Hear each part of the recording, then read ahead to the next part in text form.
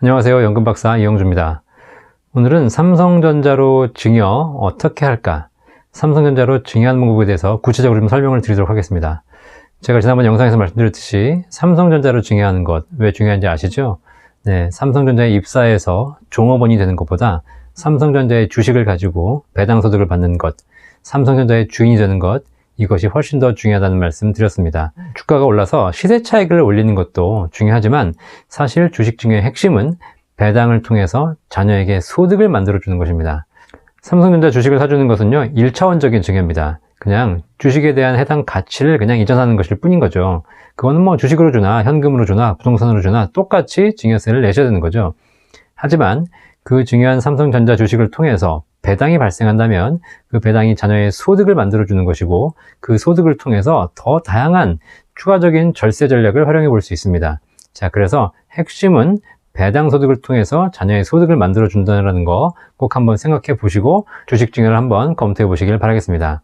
부동산도 마찬가지입니다. 부동산도 자녀에게 집 한 채를 사주는 것, 대출 껴서 사주는 것, 이거는 절세 전략이 거의 불가능합니다. 다 그렇게 그냥 해당하는 금액만큼 주시는 거죠. 하지만 그 부동산에서 월세가 발생한다면 새로운 증여 전략이 가능하거든요. 자, 그렇기 때문에 결과적으로 소득이 가능한 자산을 물려주느냐, 그렇지 않느냐는 굉장히 큰 차이가 있습니다. 그런 차원에서 삼성전자 주식을 증여하는 것은 매매 차익도 중요하지만 배당 소득 측면에서 굉장히 중요한 전략이다 라고 보시면 되겠습니다. 자, 그러면 실무적으로 삼성전자 주식을 어떻게 증여하는지 방법을 제가 알려드리도록 하겠습니다. 순서를 먼저 알려드리겠습니다. 먼저 증권사에 가셔서 자녀 명의의 주식 계좌를 먼저 개설하시고요. 자, 그리고 나서 그 개설된 계좌에다가 부모님께서 자녀에게 돈을 입금해 주시면 되겠습니다. 자, 입금한다고 해서 바로 주식을 살 필요 없습니다. 주식은 나중에 사도 되고요. 일단 내가 증여하고 싶은 금액을 입금하시면 되겠습니다. 자, 그리고 나서 국세청에 혹은 홈택스를 통해서 신고하시면 되겠습니다. 증여세 신고는 근처 세무서를 가시거나 아니면은 홈택스를 통해서 인터넷으로도 가능합니다. 이렇게 해서 일단 입금을 하시고요. 그러고 나면 입금 확인증이 있거든요. 그 확인증을 가지고 증여세 신고를 할 때 첨부를 하셔야 됩니다.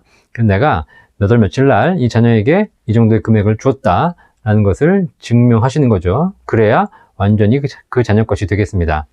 증여 신고가 되고 나면 그 다음에 주식을 매수하셔도 됩니다. 그렇기 때문에 주식 매수는 꼭 급한 문제는 아닌 것 같고요. 일단 계좌에 입금을 하시고 그 다음에 신고하시는 것이 가장 중요하다. 신고는 주식의 계좌에 입금하신 이후에 3개월 이내에 언제든지 하시면 됩니다.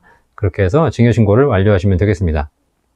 자, 그런데 이렇게 하라고 말씀드리면 많은 질문이 뭐냐면 증여 신고를 꼭 해야 하나요? 라는 질문을 많이 주십니다. 자녀에게 돈을 주는 것은 뭘 주든 다 증여입니다. 그렇기 때문에 증여 신고 하시는 것이 기본적으로 원칙이고 중요하죠. 자, 그런데 자녀에게 은행 예적금으로 몇 천만 원 주시면서 보험을 가입해 주시면서 증여 신고 하시는 분들이 계시더라고요.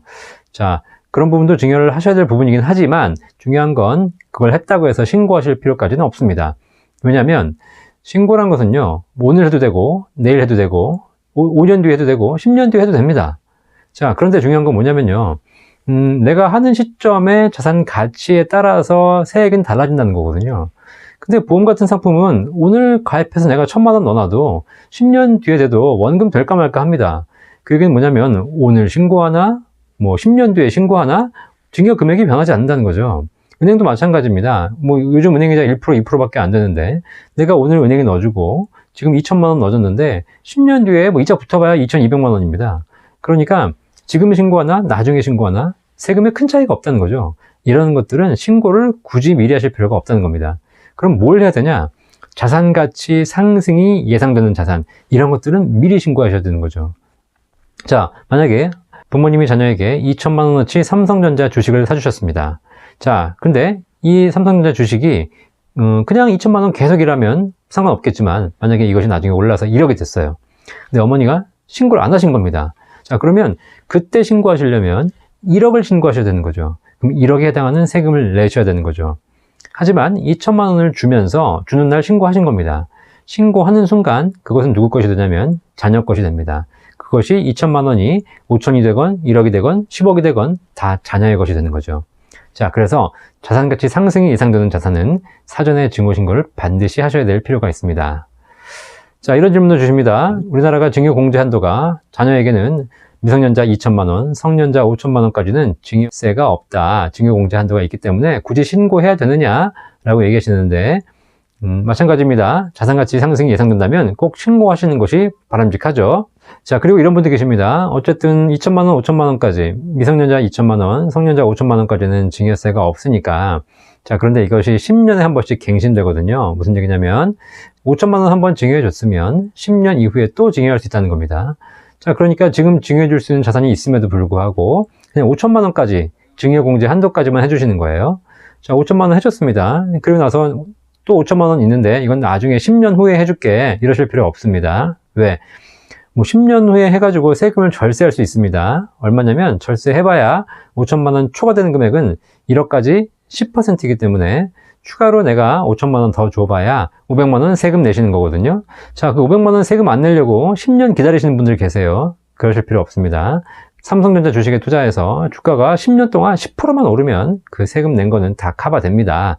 자, 그러니까 굳이 내가 이거를 절세 전략을 하기 위해서 한도가 얼마니까 한도 이내에서 해야지, 또 10년 기다려야지, 이런 생각 하실 필요 없이 내가 지금 줄 수 있는 금액이 있다면 충분히 주시고요. 그걸 통해서 자녀의 주식 매매 차익도 중요하지만 자녀의 배당 소득을 만들어 주시는 것, 그것이 굉장히 중요하다고 말씀드리겠습니다. 계속 말씀드리지만 삼성전자 주식을 증여하는 것의 핵심은 삼성전자를 통해서 싸게 사서 비싸게 팔게 하는 시세 차익, 매매 차익을 만들어 주는 것이 핵심이 아닙니다.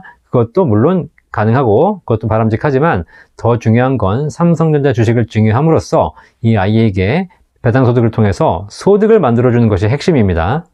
자녀가 성년이든 미성년자이든 상관없습니다. 자녀에게 소득이 생기는 순간부터 다양한 증여 전략이 가능하니까요. 자녀가 소득이 생기면 그것으로 뭐 하면 되겠습니까? 부모님이 사준 삼성전자 주식을 가지고 배당 소득을 받게 되었습니다. 이게 웬 떡이냐? 한 달에 몇십만 원, 생겼네? 어떻게 할까? 이걸로 술 먹고, 밥 먹고 이러면 되겠습니까? 안 되죠. 그거 하라고 배당 소득 물려준 게 아닙니다. 배당 소득이 생겼으면 그걸로 자녀가 이제 뭐 해야 됩니까? 그걸로 본인의 저축을 하셔야 되고, 그걸로 본인의 투자를 하셔야 되고, 그걸로 주택 마련하셔야 되고요.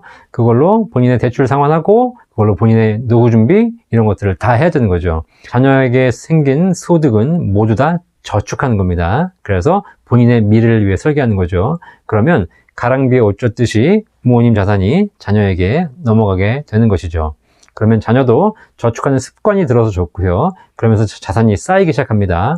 부모도 한 번에 돈을 주는 것이 아니라 천천히 가랑비에 옷 젖듯 자녀에게 주기 때문에 주는 입장에서도 위험하지 않고 받는 입장에서도 훨씬 더 알차게 돈을 모을 수 있는 방법이 되겠습니다.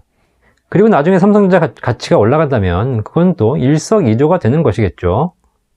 구체적인 대안도 더 여러 가지가 있지만 방송에서 다 말씀드리기 어려운 부분도 있고요. 이번 시간의 주제, 삼성전자를 주식으로 증여함으로써 자녀에게 매매 차익을 발생시켜서 자녀의 부를 늘려주는 것 또한 방법이지만 배당 소득을 통해서 자녀가 그걸 활용해서 자녀의 부를 축적해 가는 과정, 그걸 통해서 자연스러운 자산 이전이 일어나는 과정, 이런 부분들을 꼭 한번 생각해 보시면 삼성전자 주식을 증여하는 것이 훨씬 더 매력적인 방법이 되실 겁니다. 특히 주가가 좀 많이 떨어지고 하락한 시점이라면 그때 지금 이 주가가 떨어져서 어떡하지라는 고민하기보다 이런 시점에 싼 가격에 자녀에게 주식을 증여해 주는 방법도 굉장히 좋은 방법이니까 꼭 한번 생각해 보시기 바라겠습니다. 자, 오늘 삼성전자로 주식 증여하는 방법, 구체적인 방법 알려드렸습니다. 감사합니다.